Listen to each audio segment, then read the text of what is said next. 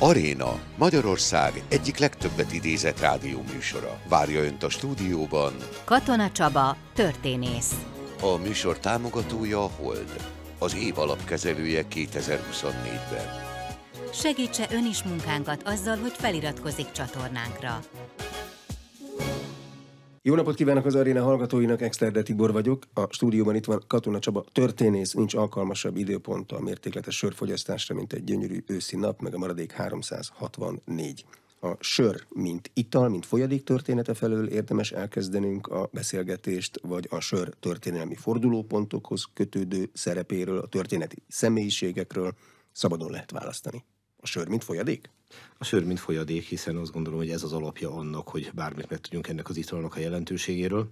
Természetesen a sör történelmét el lehet vinni kiemelkedő személyiségeknek a sörhöz való viszonyához, el lehet vinni a sör kereskedelemhez, a sör gyártáshoz, a sör reklámozáshoz, a sör fogyasztásához, tehát rengeteg társadalomtörténeti, gazdaságtörténeti, művelődés történeti vetülete van ennek a nagyszerű italnak, de azt gondolom, hogy először mégiscsak azzal érdemes megismerkedni, hogyan született meg a sör, és aztán hogyan lett népszerű. Az első kérdésem, hogy a sör az úgy lett, vagy kitalálták? Ugye a történésztől általában azt várják, hogy mindenre nagyon határozott választ adjon.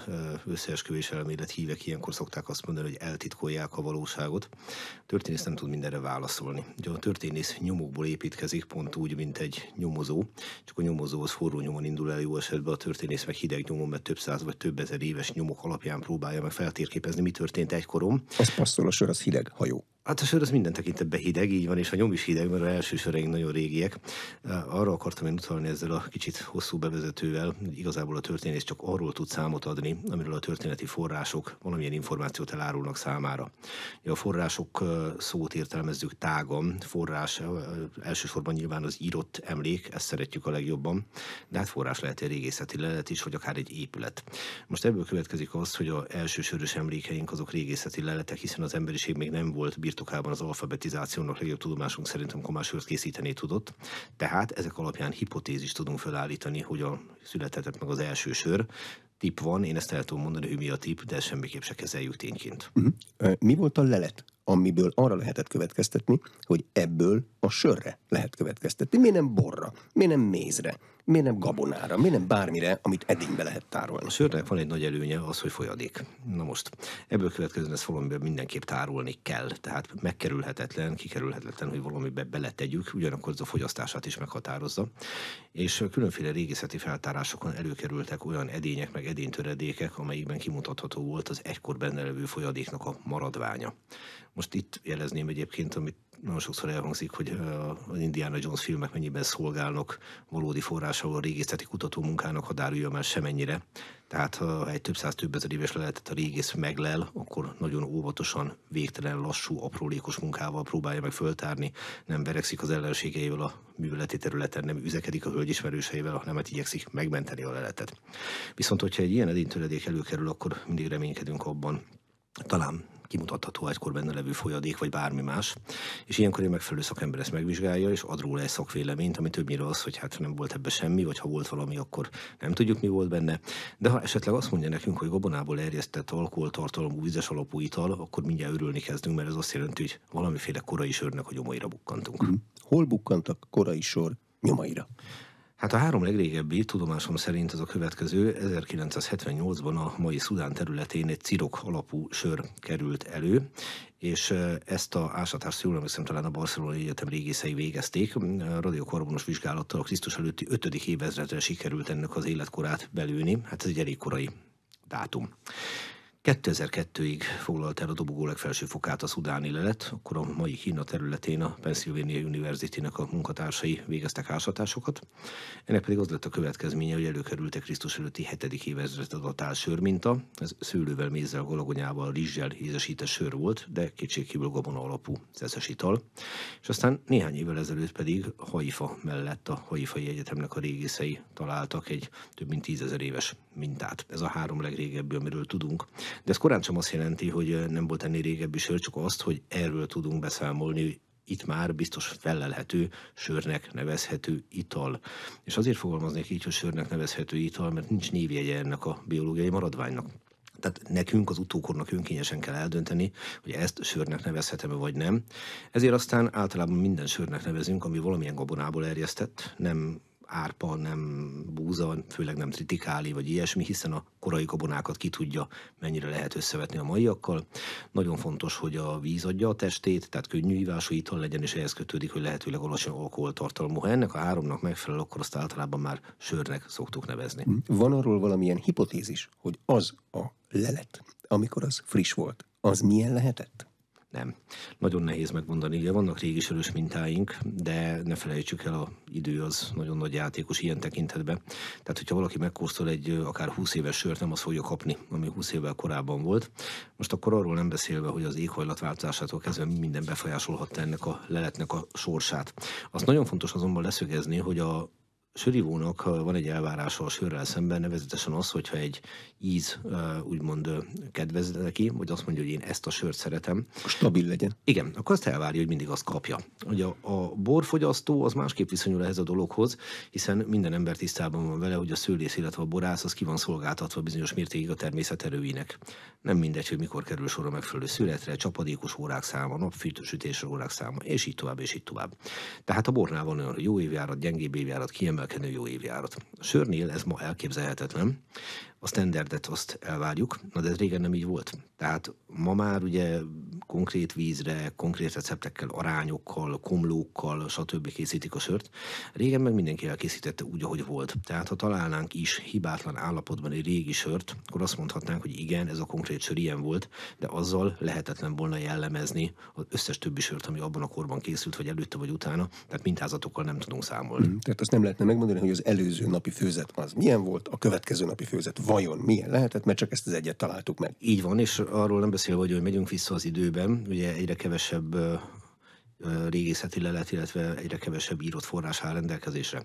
De a történésznek mi a feladata? Nem az, hogy visszamondja betű szerint, ami a történeti forrásban fennmaradt, mert akkor igazából erre egy papagáj is képes volna, ha megtanítják olvasni.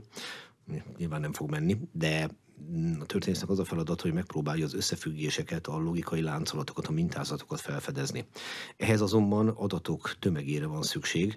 Na most, hogyha ilyen nem áll rendelkezésre, akkor egy-egy ilyen pillanatot tudunk megvilágítani a múltból, és azt mondani, hogy igen kérem, itt volt sör, de nem tudjuk megmondani, hogy 3 településsel odébb volt a sör, 5 évvel korábban volt a sör, 15 évvel később volt a sör.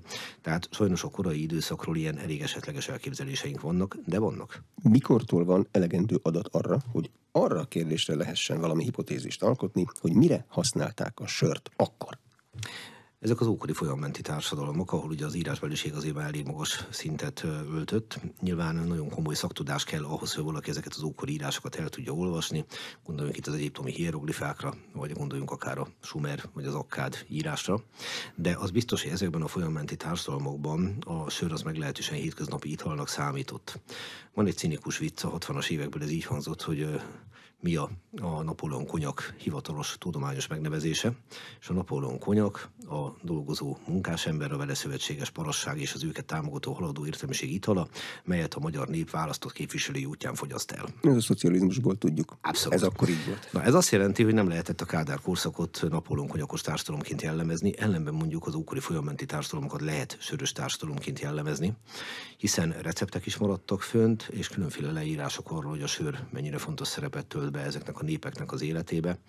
Csak 2 említenék így kapásból. Hát például okáért ugye közismert történetnek tűnik, hogy amikor a Egyiptomra piramisokat építik, akkor rabszolgák végzik ezeket a munkákat, és ábrázolni is szokták, ahogy a rettenetes gonosza Izaura Leonciójára emlékeztető ilyen rabszolgatartó, rabszolgahajcsárok még ütik is őket.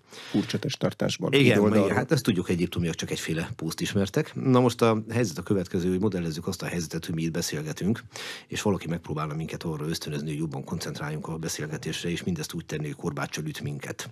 Nem gondolnám, hogy ez a pozitív irányba mozdítaná el a munka minőségét. Van olyan munkáltató, aki mind a mai napig szentül hisz ebben. Valóban. De maradjunk annyiban, hogy ez tévesnek bizonyuló elképzelés. Nyilván, ha nehéz fizikai munkát végez valaki, és közben korbáccsal ütik, az nem segíti a koncentrációt. A következő a helyzet, az egyiptomiak nem rabszolgákkal építették a piramisokat, hanem bérmunkásokkal. Ösztönző erőként ott volt a napi díj, meg a napi ellátmány, egyébként mellett természetben, így például sörben. De például azt is lehet tudni, hogy Többféle sört készítettek már a ókori folyamenti társadalmakban, és megkülönböztettek egymástól sörtípusokat. Mondok néhány szót így a Mezopotámia környékéről: kas, sim, sekaru. Tehát különféle szavak, különféle söröket különböztettek meg. Nem tudjuk ezeket pontosan szétszálazni, hogy mi volt a finom distancia az egyes sörök között, hiszen nem áll rendelkezésre minden. De például a sekaruról tudjuk, hogy a templomban használták, és egy datojából ízesített édeskés vörös sör volt. Na most ezek ugye már olyan adatok, amik rávilágítanak egy apró szeletére a sör történetének, de ezt valahogy úgy képzeljük el a töredékes adatok miatt, mint amikor belépünk a sötét kamrába, és akkor van a kezünkben egy lámpa, és a fénycsóvával próbálunk így pásztázni, de ezt nem tehetjük meg, hanem csak egy bizonyos pontra tudunk rávilágítani, és hogy távolodunk a fénytől, akkor egyre kevésbé látjuk át a dolgot. Na valahogy így van ez a dolog is, de hogy az ókori folyamenti társadalmakban itták a sört, szegény, gazdag, férfi, nő, fiatal, öreg, az biztos. Saját maguk készítették a sört? Vagy voltak, akik sörkészítéssel foglalkoztak? Erre van-e valami adat? Ma ugye ritkán készítjük saját magunk, bár volt a magyar rendszerváltás utáni történetben a házi sörfőzők terjedésének egy furcsa folyamata, amikor mindenki ilyen tartályokat vásárolt és megpróbálta maga lefőzni. Amennyire tudom, mindkettőre volt példa, bár nem vagyok az ókor szakértője. Itt fontos dolog kiemelni azonban egy olyan dolgot, ami azt gondolom, hogy rácáfol a sörhöz tapadó egyik téves legendára, miszerint a sör egy mocsó ital. Az a helyzet, hogy a sörivás istennő például Ninkoszinak hívták, a hölgy, aki megtölti a szájat, ezt jelenti a név, nagyon szép beszélő név, de nem Isten, hanem istennő. És hát nyilván nem véletlen, mert viszonylag sok adat van arra nézvést, hogy a hölgyek készítettek otthon söröket egyebek mellett, mert ugye a férfiak mit csináltak? Hadakoztak, vagy a hivatalba dolgoztak, vagy a mezőkön dolgoztak. Következésképpen az otthon elkészített sör az így módon készült el, illetve a Ninkoszi himnusz nevezetű hosszú-hosszú költeménybe. Hát a költő egyebek mellett megemlékezik arról, hogy finom a sör, ez természetes, egy Ninkoszinak szentelt versben, de a kocsmáros névüléről is ódákat zeng. Tehát ebből következően a korabeli vendéglátóiparban nyilván már pultos hölgyek dolgoztak, még ha nem is így hívták őket. Milyen volt? Arra van-e adat, hogy a sör kezelésének folyamata milyen volt? Arra gondolok, hogyha én a hűtőben, ami nem fordulhat elő sokáig, egy felbontott sört tartok, akkor az egy idő után ott is megromlik. Az ókori társadalmakban jó meleg lehetett, bizonyos helyeken nem lehetett tárolni a sört. Nem. Megitták. Ugye a mai napig lehet arról hallani, hogy a jó sört az hosszú ideig lehet tárolni, ez butaság, tehát a sör az nem bor. Nagyon fontos dolog az, hogy egy-két sörrel lehet érdekes módon kísérletezni, mi történik, hogyha érlelem fél évig, 1 évig, 2 évig, 3 évig a palackba.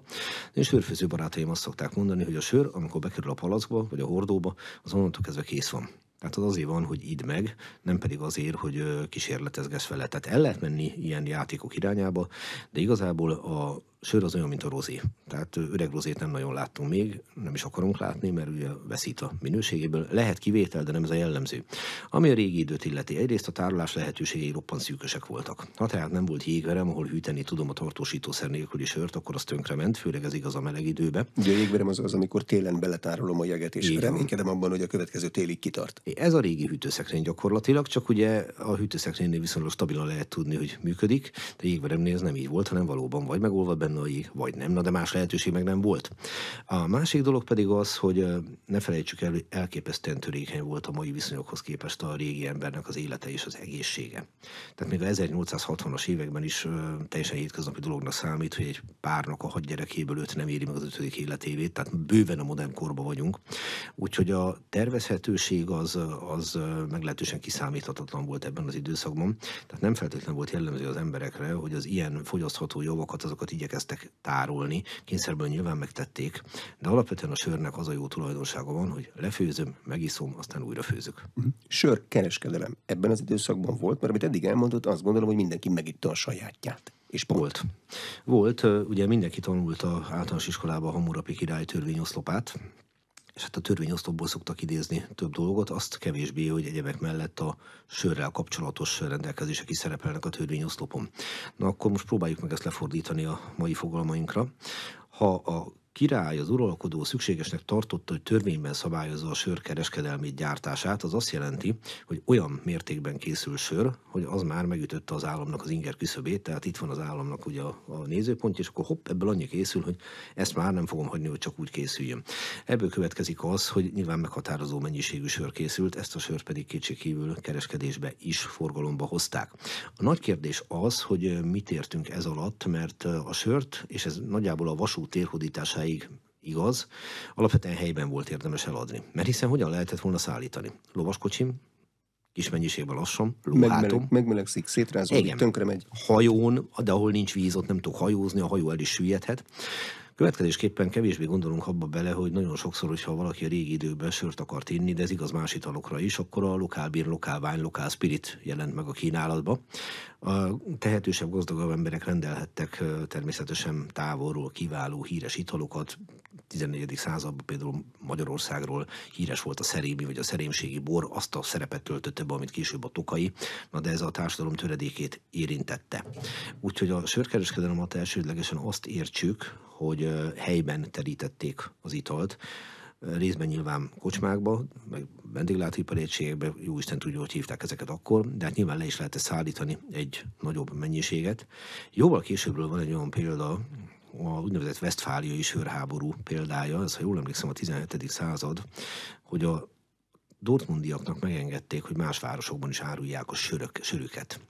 És ez nyilvánvalóan sértette a helyi sörfőzőknek az érdekeit, de a adott városoknak az érdekeit is értette, mert hiszen a dortmundiakat nem adóztathatták meg, és akkor állítólag az történt, hogy a dortmundi karavánok, amikor elindultak a szomszéd városokban, mondjuk Bochumba, akkor az út mellett megtámadták őket, és igyekeztek a sörös hordókat kiukasztani, hogy kifolyjon a sör. Ebből viszont az következett, hogy a dortmundiak meg zsoldosokat fogadtak, hogy megvédjék a szállítmányt. Na hát ez volt a westfáliai sörháború. Így fejleszti a sör a katonai műveleteket. Visszatérünk egy picit Hammurabihoz. Adóztatták a sört? Ha valamiről törvényt hoznak, nehéz elképzelni, hogy egy állam ne azért csinálná, hogy egyrészt lássa a volument, másrészt levegye belőle a magának gondolt részt. Természetesen itt a pénzről volt szó. Tehát nyilván az a lényege minden ilyen rendelkezésnek, hogyha valami egy bizonyos mennyiségű pénzforgalmat generál, magyarán megüti azt a szintet, ami befolyással lehet az adott állam GDP-ére, bár ezt nem így hívták akkoriban, akkor az állam szabályozó szerepe életbe lép, és abban a pillanatban az állam leveszi ebből a sápot teljesen érthető módon. Ez aztán egyébként a későbbiekben is így volt, illetve a mai napig így van. Ha mindennapi italnak számított a sör, ez azt jelenti, hogy nem is volt drága dolog? Nyilván többféle sört készítettek, tehát ezek a eltérő nevek, ezek sok mindenre utalhatnak. Nem feltétlenül arra, hogy teljesen tudatosan megkülönböztették egymástól a különféle minőségű söröket, legfeljebb azt, hogy az egyik helyen így hívták, vagy úgy hívták, de az biztosan lehet tudni, már például az ókori görögöknél a bor példáján, vagy a rómaiaknál, hogy azért megkülönböztettek különféle minőségű italokat. Vélhetően ez így volt a sörrel is, nem véletlenül említettem a sekarú példáját, de azért a hétköznapi sör az nagy valószínűséggel egy könnyen elérhető, viszonylag olcsó italnak számított, következésképpen nevezhető a hétköznapok italának. Mértékletességi szabályok mikor jelentek meg először? Hát a részegséget, mint olyat, azt már az ókorban is igyekeztek leküzdeni, maradjunk, hogy mondjuk mérsékelt sikerrel. Tehát ma sem állunk jobban. Ma sem állunk jobban. Ugye, hát ezek a szabályozások megragadhatóak valóban több száz évre visszamenőleg, akár több ezer évre visszamenőleg is. Egy valami közös bennük gyakorlatilag hatástalanok voltak. De megint egy icipicit előre tekintve kevésbé ismert, de érdekes történet, hogy amikor 1919-ben létrejön az első a magyar kommunista állam, ugye a Tanácsköztársaság, akkor Kumbéláék első dekrétuma arról szól, hogy hatalomba helyezik magukat, a második pedig a szesztélalomról. És ismerve a korabeli magyar viszonyokat, meg egyáltalán a magyar viszonyokat, hát az a csoda, hogy 133 napig kihúzták, de most tegyük félre a viccet. Lehet ebből is látni, hogy a 20. századot, úgy mint a korábbi évszázadokat jellemezte az, hogy megpróbálták felvenni a versenyt a túlzott alkoholfogyasztás népszerűségével. Ez nem jött össze. A sörnek az adott nép lelkéhez, a néplélekhez van valami köze? Lehet ilyen összefüggéseket felállítani? A tradíciónak, a kultúrának lehet köze egy népnek a aktuális sörhöz való viszonyához, vagy akár az aktuális önképéhez, önmeghatározása, az öndefiníciójához. Ugye abból kiindulni, hogy vannak olyan népek vagy nemzetek, akiknek a lelkében burjánzik a sör vagy a bor iránti szeretet, vagy genetikailag beléjük van kódolva, ez butaság. Általában az, hogy a sör vagy a bor az elsődleges ital, melyik dominál a piacon, azt a gyakorlat döntött el. Egyszerűen fogalmazva a gabona, a strapabíró, mint a bogyós gyümölcsök. Ahol tehát megteremnek a bogyós gyümölcsök, így a szőlő, ott az elsődleges ital, az szinte mindenhol a bor. Gondoljunk Görögországra, Itáliára, de akár a történeti Magyarországra is. Ellenben, ahogy haladunk északabbra, ugye ez a szőlőnek a dominanciája nem, hogy apad, hanem egyenesen megszűnik. Tehát híres angol borról szerintem senki nem hallott, és nem véletlenül. Nagyjából a határ az ott húzódhat, ahol a régi magyar-cseh határ volt, tehát magyarán Morvaországban. Én a morva barátaimat többször megkérdeztem, hogy ti miben vagytok mások, mint a csehek. Ugye erről nagy vita folyik, hogy most egy önálló nyelv van morva, vagy egy nyelvjárás, és így tovább. Kétféle választ kaptam. Az egyik az politikai természetű volt, ez így hangzott, hogy ha a Prágában rendben vannak a pénzügyek, mi is csehek vagyunk, ha nem, akkor morvákká változunk. A másik, az én szívemnek kedvesebb volt, ez így hangzott, hogy tudod, északon a csehek, na ők sok sört isznak, mi morvák, sört is, meg bort is. És tényleg, hogy az ember Bécsből megy föl Nikolsburgig, ugye mai nevén Mikulov, hát ott kiváló fehérborszőlő terem. Na most, a következő a helyzet, hogy tekintettel a infrastruktúra több évszázaddal ezelőtti állapotára, évszázadokkal ezelőtti állapotára, ott itták a sört, ahol sört lehetett termelni, és ott itták a bort, ahol bort lehetett termelni. Viszont ez meg évszázadok alatt tradícióvá vált. Következésképpen teljesen nyilvánvaló, hogy egy német földön, vagy akár Csehországban nyilván a sör az elsődleges ital, nálunk a bor. De ez nem azt jelenti, hogy a kettő nem fért meg egymás mellett, de hogy nem fért meg. Most nem olyan régen jártam Svábföldön, Stuttgartban, Ulmban és Tübingenben, és ha valaki ismeri Baden-Württemberg tartományt, az pontosan tudja, hogy akárhova megyünk, gyönyörű szép szőlődombok emelkednek mindenhol, pedig hát miut elsőre eszünk be minden németről, meg főleg a svábokról hatalmas sörös korsó, a bajorokról még inkább, de kiváló borszőlőik vannak, és remek fehérboruk. Hogyan alakul hagyománnyá a sörfogyasztás? Már a nagyapád is ezt itta? Már a nagyapád nagyapja is ezt itta? És így szépen családról családra halmozódik? Igen, a tradíció az ugye az egy nagyon erős identitásformáló tényező. Tehát, hogyha valaki abban nő föl, hogy reggel kávét iszik a család, akkor valószínűleg ő maga is kávét fog inni. És ha az asztalon a hétköznapi italnak mondjuk a franciáknál a bozsolé számít, de mondjuk Csehországban meg a sör, hát akkor igen, ez nyilván hatást gyakorol egy adott embernek a gondolkodására, identitására, szokásaira. Aztán formálja ezt nyilván a tágabb környezet, hiszen egy idő után megjelent, és ez a modern időknek az eredménye, a modern tömegsajtóval lehet ezt összefüggésbe hozni, hogy egy idő után, amikor elkezdtük körbeírni a különféle nemzeti identitásokat, akkor ugye megjelent a nemzeti viselet, a nemzeti zene, meg egyebek mellett a nemzeti étel és a nemzeti ital. Ugye nyilván ez egy olyan dolog, hogy a gyakorlatból indultak ki a 19. század legelején, amikor a modern nemzetfogalom megjelenik. Mit értek ez alatt? Azt, hogy akkor válik fontossá a közös kultúra és a közös nyelv. Tehát nem azt jelenti a nemzet, amit korábban, hogy azok a magyarok vagy a csehek, akik a magyar vagy a cseh királynak adóznak, függetlenül attól, hogy hol születtek, mi az anyanyelvük, hanem egy kultúrnemzeti fogalom jön létre. Igazából ma is ezt nevezzük nemzetnek. Tehát ez ekkor jön létre ez a gondolkodás. A nagy francia forradalom nyomán egy olyan jó 200 évvel, bő 200 évvel ezelőtt. És itt meg tudjuk azt is határozni, hogy mi a mi nemzetünkre jellemző ital. Gondoljunk a görögök húzójára, vagy a törököknél a rakira, nálunk a híres borainkra. Japánoknál a szakira. Japánoknál a szakira, így van. És amikor ez így megjelenik a sajtóban, akkor az ugye visszahat nyilvánvalóan az olvasókra. Ráadásul egyre többen tudnak írni, olvasni, hétköznapi részévé válik az életnek az, hogy olvasok, információkhoz jutok. Ma ez fokozottan így van, gondoljunk az internet térhódítására és egyéb dolgokra. Következésképpen egy gyakorlati dolog egy idő után a eltelt évszázadok tükrében nemzedékről nemzedékre hagyományozódva válik tradícióvá, hagyománnyá, és ezt tudja megerősíteni a tömegkommunikáció, illetve a külvilág. És akkor ezért van az, hogy egyértelműen úgy tartjuk számon, hogy a német az egy sörös nemzet, a cseh az egy sörös nemzet, a magyar az egy boros nemzet, és még hosszan lehetne sorolni. Nem pálinkás nemzet a magyar. Most milyen nemzet a magyar? Boros? Hát én úgy szoktam fogalmazni, hogy tapasztalatom szerint a magyar ember az olyan, mint a jókazán vegyes tüzelésű. Tehát ha megnézzük a mai magyar alkoholos kultúrát, akkor nyilván a két leginkább tradicionális italunk, a pálinka meg a bor, ez nem kérdés. Ugye a bornak a dominanciája az valóban abból fakad, hogy a teljes történeti Magyarország területén megtermett a bor, tehát még korabeli felföldön is, ugye a mai Szlovákia területén. Pálinka is a korai kortól biztos, hogy jelen van, az is valahol a felföldön született meg, a korai források azok általában még tótpálinkaként nevezik meg.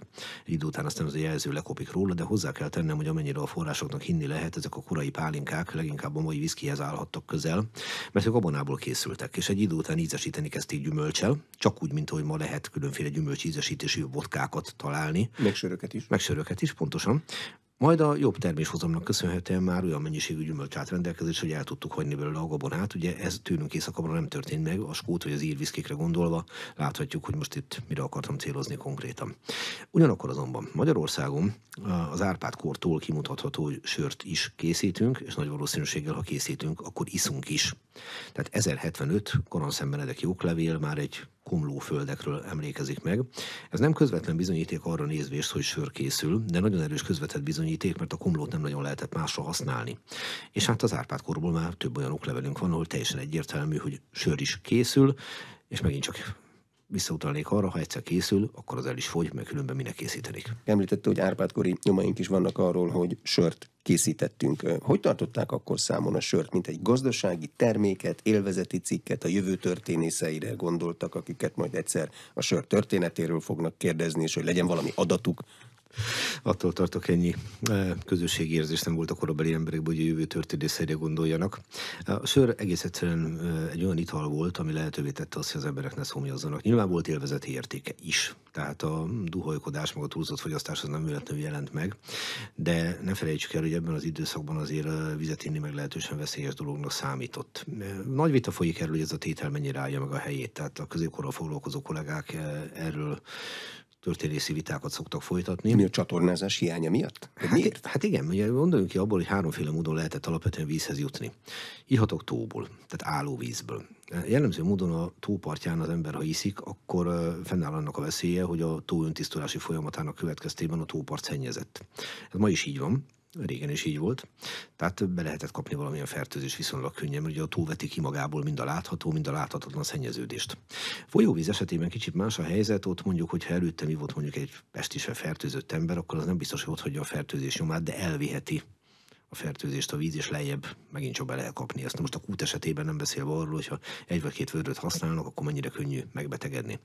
Tehát a víz az miközben egyfelől a tisztaságnak a egyik legalapvetőbb feltétele, a személyi higiéniának és minden egyébnek, másfelől számos betegségnek a hordozója is lehetett. A bor meg a sör népszerűségét egyebek mellett az is segítette, hangsúlyozom egyebek mellett, hogy a bor jó esetben nem lát vizet, a sör az meg lát, de a sörfőzés folyamán ugye többször fel kell forralni a sör alaplevét, ebből következően azért a fertőzés jelentős részét ki lehet szűrni. Tehát nagyon jó lenne találni mondjuk olyan középkori forrást, ami arról szól, hogy tisztelt utókor, ezért szeretjük meg isszuk a sört, de ilyen azonban nem áll rendelkezésre. Úgyhogy egyfelől ital volt a hétköznapi fogyasztásnak, a hétköznapi étkezésnek a része, másfelől nyilván meg volt a élvezeti értéke is. De a hétköznapi fogyasztás vízpótló volt, akkor gyerekek is ittak sört? Konkrétan erre nem tudok adatot mondani, ami nem azt jelenti, hogy nincsen, csak azt, hogy most erre nem tudok mondani, de nem gondolnám, hogy a régebbi időszakban nagyon határozó szabályok voltak erre nézvést, hogy ki mit adhat és nem, ki mit nem. Tehát én még láttam 20. század elejéről is olyan hirdetést, hogyha valaki attól fél, hogy gyermeke törpenövésű lesz, akkor kisvárdai pálinkával itassa. Tudunk arról, hogy a paraszti kultúrában jelen volt az az altatási módszer, hogy pálinkába áztatták a kenyeret, odaadták a kis pistikének, és aztán remekül aludt. Illetve a középkori Angliából pedig tudunk olyan sörről, amit kifejezetten terhes hölgyeknek találtak ki, mondván, hogy megkönnyíti a gyermek kihordását, nem biztos, hogy ez ma előfordulna így. Tehát én azt gondolom, hogy a fogyasztásnak a határa kizárólag az volt, hogy ki juthatott hozzá, és hogy megakadályozták ebben az illetőt, vagy nem, hanem az ővé volt. Itt Európában, a modernebb korokban a sör az több helyről terjedt el, vagy volt egy nagy epicentrum, ahonnan terjedt más területekre, és mindenki csinálta olyat, amilyen a sajátja, és belakta vele a saját területét, vagy vannak nagy központok? Vannak olyan országok, ahol tradicionálisan nagyon jellemző a sörkészítés, de lényegében azt kell mondjam, hogy szinte mindenhol készült. Tehát ugye általában elő szokták venni a bajor sörtisztasági törvényt, a Reinheitsgebotot, mint hatalmas cezúrát, hogy na, innentől kezdve az a sör, ami malátából, vízből, komlóból és élesztőből készül, és ami ennél kevesebből, azt nem szabad sörnek nevezni, ami meg ennél több, azt meg jelezni illik, meg aztán különféle jelezők hangzanak el a ízesített sörökre. Hát akkor tegyük helyére ezt a Reinheitsgebotot. Ugye itt arról van szó, hogy a 4. Vilmos bajor uralkodó nem fogyasztóvédelmi rendeletet hozott, hanem egy gazdasági korlátozó rendelkezést. A német-római birodalom területén már nagyjából a 13.-14. századtól több helyen, például Weimarba, Frankfurtba, Münchenbe, Nürnbergbe meg lehet fogni hasonló rendelkezést, ami arról szól, hogy 3 dologból álljon a sör, úgy, mint komlóból, vízből, szegény élesztőt azt általában kihagyták belőle, bár anélkül nem készül sör, és árpamalátából. És ez a lényege a bajor sörtisztasági törvénynek is, abból is kifelejtették az élesztőt, a maláta viszont árpamalátaként szerepel benne. Mi ennek a lényege, hogy ne búzából készítsék a sört, mert bármennyire népszerű a búzasör, a búzasör nagy népszerűsége azt okozta, hogy az fölverte a búza árát, és a pékek bizony nagyon sokszor nehezen tudtak kenyeret készíteni, vagy csak drágán tudták a kenyeret adni, tehát egyik legalapvetőbb élelmiszert. Na most ezt a rendelkezést szokták mindig úgy elővenni, hogy ez határozza meg, hogy mi a sör, na de hát elemi józanésszel tegyük fel a kérdést. Ki a fenét érdekelt volna a bajorföld határain kívül egy bajor törvény, amiből majd a 19. században lesz német sörtisztasági törvény, majd amikor Otto von Bismarck és társai tevékenysége névén létrejön az egységes Németország, na de akkor meg kit érdekelt volna egy német törvény. Tehát ha valaki járt a mai Belgium területén, jól lehet az ország ebben a formában, hogy Belgium csak 1830-tól létezik, hát ott minden létező dolgot beledobálnak a sörbe, ami a kezük ügyébe kerül. Egyébként német földön is ez volt. Úgyhogy az a helyzet, hogy egymástól függetlenül alakultak ki különféle sörös kultúrák. Teljesen más az angol, ahol a felső erjesztésű soroknak a népszerűséget töretlen, tehát gondoljuk az él típusú sörökre, ez a brit szigetvilágra jellemző nagyon. Aztán van egy olyan, amin én úgy mondanám, hogy a délnémet sörös kultúra, ide sorolom Baden-Württemberget, a Bajorországot, Ausztriát, Csehországot, Morvaországot, ahol a 19. század derekától az alsó erjesztésű láger és pilz típusú sörök uralják a piacot, ez igazából egész Közép-Kelet-Európára jellemző. És hát megint egy teljesen más történet, mondjuk az északnémet, vagy mondjuk a belgiumi sörös kultúra, mert ott meg ezek az erős, jellemzően nagyon sokszor egyházi emberek által készített sörök mindenféle ízesítéssel egy teljesen más sörös kultúrát vetítenek elénk. Tehát én azt szoktam erre mondani, hogy nagyon sokféle sör van, de felejtsük el nyugodtan azt a sörsznob megközelítést, hogy ez az igazi sör, ilyen nincs. Az alsó meg a felső erjesztés, ez éghajlati viszonyok miatt alakul így? Ez technológia igazából. Itt arról van szó, hogy régebben nagyjából a 19. század derekáig minden sör felső erjesztésű volt. Egész egyszerűen azért, mert a felső erjesztésű sör az sok mindenben különbözik az alsó erjesztésűtől, de az egyik legfontosabb, hogy a felső erjesztésűt azt szobahőmérsékleten le tudom érlelni. Tehát nem kell hozzá semmi olyan technológia, ami folyamatos hűtést kell, hogy garantáljon. Az alsó erjesztésű sörnél viszont az érés folyamán stabilan 8-12 fok között kell tartanom a sörlevemet. Ezt viszont a 19. század modern technológiája előtt nem tudták megvalósítani. Úgyhogy ha ma Csehországra gondolunk, ahol kisüzemi főzdékben az elmúlt 15-20-30 évben megjelentek már az IPA, APA, EPA, Stout, stb. Típusú, jellemzően angol száz gyökérrel rendelkező sörök, de alapvetően ott tényleg mindent a láger meg a pilz típusú sör ural, meg mondjuk a polotmávínak nevezett, hivatalosan félbarna, mindenki által vörösnek hívott sör. Hát ez a 19. század első harmadától alakul ki. De korábban ott is felső erjesztésű sörök voltak, mert nem volt alsó erjesztésű. Ez viszont egy óriási váltás a söriparban. Az alsó erjesztésű sör nagyon-nagyon népszerű lesz, és Közép-Kelet-Európában, megint csak hangsúlyoznám, a mai napig számos generáció számára ez a sör, és minden más ennek valamiféle lecsapatása. Az iparszerű sörtermelés, annak mi a kezdőpontja? A 19. századnak a első felett dereka az, amikor a korábbiakhoz mérten jóval nagyobb mennyiségbe kezd el egy főzde termelni, de ennek megint csak gyakorlatias oka van. Vannak már korábban is gyár jelleggel működő főzdék, itt megemlíteni mondjuk a Guinness-t Dublinba.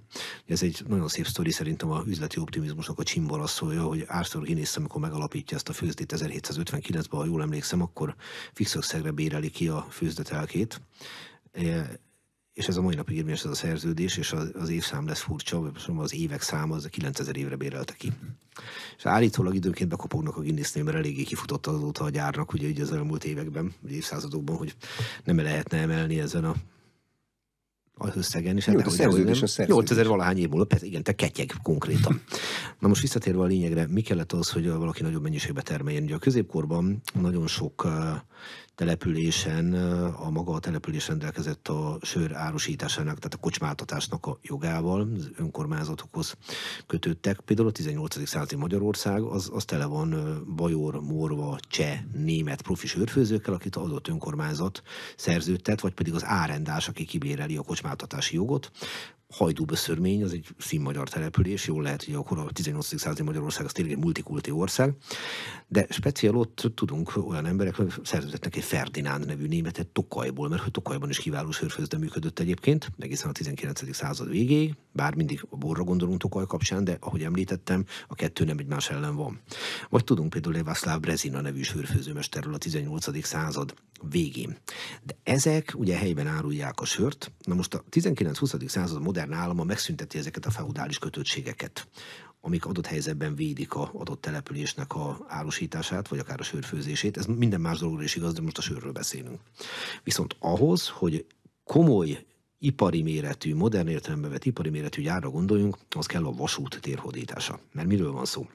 Van egy főzde, itt van, lehet, hogy tudnak készíteni tőkebevonással 8-10-szer annyi sört, mint amennyit készít, de hol adja el? Ugye helyben adja el jellemzően. A vasút révén soha nem látott sebességgel, soha nem látott mennyiségben tudom a termékemet, nem csak sört, hanem minden mást elszállítani máshova is. Tehát be tudok nyomulni a konkurencia területére, na persze a konkurencia is be tud jönni az én helyemre. És így történik meg nagyjából 1830-as, 40-es évektől, hogy a legerősebb főzdék jellemzően részvénytársaság alapon, tőkebevonással gyárrá alakulnak, és innentől kezdve jóval többet termelnek, mint korábban, nekiállnak meghódítani a környéket, és abban a pillanatban, ha az ő termékük sikeresebb, akkor a helyi konkurenciát leütik a saktábláról, de ha nem az ő termékük a sikeresebb, akkor viszont jó eséllyel ők mennek csődbe, és akkor a konkurencia az ő területekre nyomul be. Tehát egy nagyon éles, bevételorientált kapitalista piaci harcról beszélünk. 1842 Pilsner Urquell, 1892 Budweiser Budvar. Azért mondtam két ilyen gyárat, mert az egyiknek a évszáma, a másiknak az évszáma, az kijelöli azt az aranykort, amikor a nagy főzdék jellemzően létrejönnek, és modern kapitalista gyárként, részvénytársaságként indulnak el, hogy meghódítsák a piacot. Nemzetgazdasági szempontból a söripar az egy jelentős szegmense a termelésnek? Abszolút mértékig. Tehát a sörnek a népszerűsége egyes országokban ugye hosszú évszázadok óta töretlen, máshol a későbbiekben vált azzá, ez is a modern kornak a sajátossága. Nézzünk Magyarországon egy példát, ugye ha feltesszük azt a kérdést, hogy melyik a legrégebbi magyarországi alapítású főzde, ami a mai napig termel, akkor a válasz Temesvár lesz. Temesvár ugye Trianon óta nem Magyarország része, de az alapításkor még az volt 1718-ban, miután sikerül az utolsó oszmán csapatokat is kiűzni a Magyar Királyság területéről, a Temesköz katonai és polgári kormányzója Claude Florimond du Mercy, egy francia anyanyelvű lotharingiai születésű Habsburg tábornok alapít egy főzdét. Mai napig termel. A mai Magyarország területén legrégebben folyamatosan termelő gyár pedig a 1848-ban alapított, egy Bonyhádi Gabona kereskedő által alapított pécsi sörgyár. Na már most, következő a helyzet. Ha megnézzük a számokat, akkor azt láthatjuk, hogy 1851-ben van Magyarország területén kb. 600 főzde, és termelnek 382 000 hektoliter sört. 1880-ban, szűk 3 évtizeddel később, a szám az olyan 100 valamennyire esik vissza már, mint a főzdéknek a száma. Konszolidálódzik. Igen, ugyanakkor azonban megemelkedik a mennyiség 427 000-re. Tehát kis emelkedésről beszélünk, de ugye koncentrálódott a termelőknek a száma. És 1895-ben már mintegy 100 főzdéről beszélhetünk csak, 190, jól emlékszem, de nem is a konkrét szám az érdekes, ellenben a termelt sörmennyiség az már 1,2 millió hektoliter. Tehát itt egy óriási emelkedésről beszélünk. Mi ragadható meg ezek mögött a számok miatt? Egyfelől az, hogy a sör iránti népszerűség folyamatosan növekedett. Tehát nagyon sokszor azt lehet hallani, és majd ez lesz a 2. számú ok, hogy a filoxéra miatt ugrott meg rendkívüli módon a sör népszerűsége. Ez igaz, de nem ekkor indult el a folyamat, hanem a filoxér, a pusztítása, ami katasztrófa volt a bortermelőkre, az egy már meglevő, de ilyen lassú ívű, nem meredek ívű folyamatot hirtelen ilyenné változtatott. És a harmadik pedig az pont az, amit mondtam az előbb, hogy hát már a vasút révén ugye meg lehet azt tenni, hogy nem szűkülök be a saját közvetlen környezetemre, hanem hogy jóval tágabb körzetben tudok teríteni. Na most ez azzal is jár, hogy például Zucker Emánuel, az utolsó tokaji sörfőző a 19. század utolsó évtizedeiben bezárja a tokaji sörfőzdét, mert nem tudja fölvenni a versenyt a Pestről érkező olcsó minőségi sörrel. Tehát rengeteg kis lokális főzde azért kényszerül bezárni a kapuját, mert már nem képes arra, hogy labdába rújjon. Nem ismerik fel az idők szavát? Nem hajlandók magukat felvásároltatni? Hát ma ez a divat nem megy, akkor megpróbálom magam felvásároltatni. Én azt hiszem, akkor erre kísérlet se történt, egész egyszerűen az volt, hogy a nagygyár odament és cselekedett, de és ez mennyire jellemző egyébként ez a fajta modern kapitalista gondolkodás, hadd hozzam fel a soproni sörgyár példáját, ezt 1895-ben alapítják meg. Van Brünn, vagy Cseh nevén Brno, vagy Morva nevén Brno városában egy sörgyár, Staro Brno mai napig létezik. Hát ennek az elődjét úgy hívják ékes németséggel, hogy Erster Brünner Aktienbrauerei und Maltfabrik. Tehát az első brünni maláta és sör részvénytársaság. Na most, egy Hodonimból, német nevén Gödingből származó testvérpár működteti ezt, úgy hívják őket, hogy Hermann Karl Hayek, ő az egyik, és Sigmund Adolf Hayek a másik, már édesapjuk is kocsmáros volt. Morva öntudatú zsidó emberekről beszélünk, német anyanyelvűek, és ők rengeteg sört szállítanak a mai Nyugat-Dunántúlra, Győr-Sopron térségébe, pont a filoxéra idején. És egy ponton túl rájönnek, hogy túl magas a bekerülési költség a szállítással, alapítunk mi saját gyárat. Egy államon belül vagyunk, hiszen ne felejtsük el, hogy Magyarország a monarchia keretein belül létezik. Keresnek egy helyi tőkéstársat, egy Julius Lenk nevű soproni németet, és létrehozzák a soproni sörgyárat, de mindezt úgy, hogy nem bízzák Julius Lenkre az irányítást, hanem bevonnak az igazgatótanácsba Morva, Bajor, különféle vállalkozókat, tőkéseket, és a két testvér közül az egyik, nevezetesen Zsigmond Adolf Hayek Sopronba költözik, és onnantól kezdve ő irányítja a gyárat. Tehát ez a 19. század utolsó felében látható gyáralapítási láz, ami már korábban elindult, hiszen Anton Dreher 1862-ben vásárolja meg Peter Schmidt kisüzemét, ami 1840-es évektől termel. Aztán ugye majd jön a Hagenmacher sörgyár, az első magyar részvénysörfőzde, és így tovább. Ez a századfordulón nemhogy nem csökken, hanem emelkedik, ami mutatja azt, hogy a sörnek egyre nagyobb jelentősége van. Következésképpen igen, a nemzetgazdaságot is befolyásolja, hogy mennyi sört iszunk. Az apátsági söröknek, ezeknek a vallási szervezeteknek mekkora szerepe van a sörgyártásban, vagy csak a sör innovációban? Mind a kettőben. Ja, ha elképzelünk egy apátságot, akkor mi jelenik meg a lelki szemeink előtt? Leginkább az, amit a regények, filmek is sugolnak, és nem is sok nélkül. De a szerzetesi közösség végzi a munkáját. Gyóntat, feladja az utolsó kenetet, tanít, orvosra feladatokat lát el, és így tovább. És imádkozik sokat. És imádkozik. Na igen ám, de ne felejtsük el a bencéseknek a jelszavát, óra et labora. Imádkozzál és dolgozzál. Tehát egy kolostornak is van költségvetése, van kiadása, van bevétele. Ha ezt most megpróbáljuk egy picit ilyen közgazdasági szemmel nézni, akkor a következőt látjuk, a bevételt igyekeznek növelni, a kiadást igyekeznek csökkenteni. Következésképpen a szerzetesek azok a saját kezükkel különféle termékeket állítottak elő, gondoljunk például a tropista sajtra, ami egy rendnek a nevét viseli, a Le Trapp kolostorra utal vissza. De hát csináltak és csinálnak a mai napig, igaz már nem a atyák a két kezükkel, de régen igen, bort, keserű likört, mustárt, lekvárt, minden egyebet, és csináltak sört is. Ez részben saját fogyasztásra kellett, nem kellett megvenni, csökkent a kiadás. De mivel szorgalmas emberek voltak, és törekedtek arra, hogy a fenntartható gazdálkodás jegyében ugye a költségvetés az egyensúlyban maradjon, a felesleget pedig eladták. Most a sör ráadásul bőjtben nem volt tiltott ital. Tehát szabad volt bőjtben fogyasztani. Valószínűleg azért, mert a tápértéke magas, és a legyengült szerzetesi szervezetre jó hatással volt, ha mértékkel fogyasztotta. A dolognak a lényege, hogy ők meghatározó módon járultak hozzá a sörös kultúrához. Lényegében minden országban van, ahol ez nagyon-nagyon markánsan kimutatható, a mai napig gondoljunk a német vagy az osztrák kolostori sörfőzdékre, gondoljunk a mai Belgium területén működő kolostori sörfőzdékre, például a Sime nevű sörfőzde úgy működik, hogy 4 sört készítenek, 3 meg lehet kapni itt Budapesten is, 1 azonban csak ott helybe. Zseniálisan jó marketing, rögtön hozzáteszem. Jól brendelnek. Abszolút mértékig. És természetesen például Csehország a Csehország területén főzött sör első fennmaradt említése a mai Prága területén működő Břevnov kolostorához köthető, és ebben a Břevnov kolostorban 993-ban már tudunk arról, hogy sört készítettek. És ha még azt is elfogadjuk, hogy a Szlávnik dinasztia a Premislekkel tusakodó, a fejedelmi hatalmat megszerezni akaró Szlávnik dinasztia egyik életben maradt tagja, mert ugye a szlávnikokat a Premisleket tárgyaláson kiirtották majdnem az utolsó szálig. Szóval ennek az egyik tagja, Radla, Magyarországra jött, és a mai napig vita folyik, hogy ő volt esetleg az egyik legkorábbi esztergomi érsek, vagy ő volt esetleg az egyik legkorábbi pannonhalmi, akkor még Szentmártonhegyi főapát. Ha ez valóban megállja a helyét, ez a hipotézis, akkor például Pannonhalmán meg Esztergomba fölbukkan egy olyan szerzetes, aki ahhoz a kolostorhoz kötődik, amelyik először készített jelen tudásunk szerint Csehországban sört. Tehát nagyon érdekes kulturális transferről beszélhetünk, de rögtön hozzáteszem, ezek mind hipotézisek, ez talán így volt. Viszont vannak olyan országok, és ilyen Magyarország, ahol 1949 után értelemszerűen a szerzetes rendek ugye nem tudták gyakorolni ezt a tevékenységüket, és én nagyon-nagyon pozitívnak tartom, hogy ma el lehet mondani, hogy újra alapították a ciszterciek főzdéjét, ugye Zircem, illetve ha már említettem a bencéseket, van söre a bencéseknek Bakonybélben, Tihonyban és Pannonhalmán is. Mi az alapja a sörrel nem kocintunk legendának? Nagyon nehéz kinek a fejéből pattant ki? Nagyon nehéz megmondani pontosan, de erre néző is van hipotézis. Szögezzük le a tényeket. 1849. október 6-án nem kocintottak sörrel az osztrák tábornokok. Hát sőt, az osztrák katonák egy jelentős részének semmi. Az osztrák oldalon harcoló katonák, mert hiszen ezt a magyar-osztrák, ez egy nagyon leegyszerűsítő nacionalista narratíva. Gondoljunk csak az aradi vértanúk származására. És természetesen ez a másik oldalon is így volt, vagy egyszerű példa, Leiningen-Westerburg Károly, vagy Karl von Leiningen-Westerburg, német birodalmi gróf, neki a testvérei a másik oldalon harcoltak.